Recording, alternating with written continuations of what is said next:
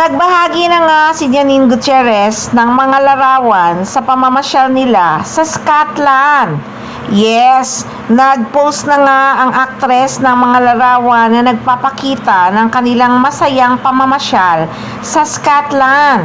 Marami ang kinilig sa kanilang mga sweet na sandali doon habang namamasyal sa UK. Bakas na bakas sa mukha ni Janine Gutierrez ang sobrang ligaya sa pamamasyal nila sa Scotland matapos rin ang kanilang matagumpay na show sa London. Sinulit talaga nila ang araw sa UK para lang makapasyal sa magagandang lugar sa Scotland. Pinakilig talaga nila ng sobra ang mga fans sa London. Ang sarap din naman talagang tingnan ng mga larawang ibinahagi ng aktres kasi parang nakarating ka na rin sa Scottish Highlands. Grabe, hindi talaga nagdadamot sa paayuda ang Econin.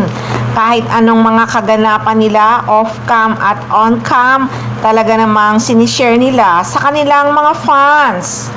Pero alam nyo naman, late upload na yan.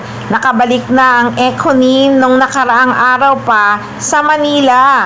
At patuloy pa rin silang nagpo-promote ng kanilang teleseryeng #1 sa Prime Video, ang The Loyalty Game. Pero si Janine Gutierrez pupunta ng Toronto, Canada ngayong August 22.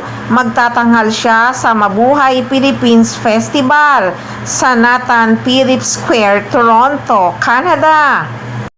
Kasama niya dito ang fashion designer na si Andre David. Wala pang balita kung kasama niya ba rito si Jericho Rosales. Sa mga fans na nagtatanong kung anong gagawin ni Janine Gutierrez sa Toronto, Canada, magpe-perform nga daw doon ang aktres at magiging headliner sa Mabuhay Philippines Festival 2026. At ito nga ang kanyang unang ever na pagtatanghal sa Toronto, Canada.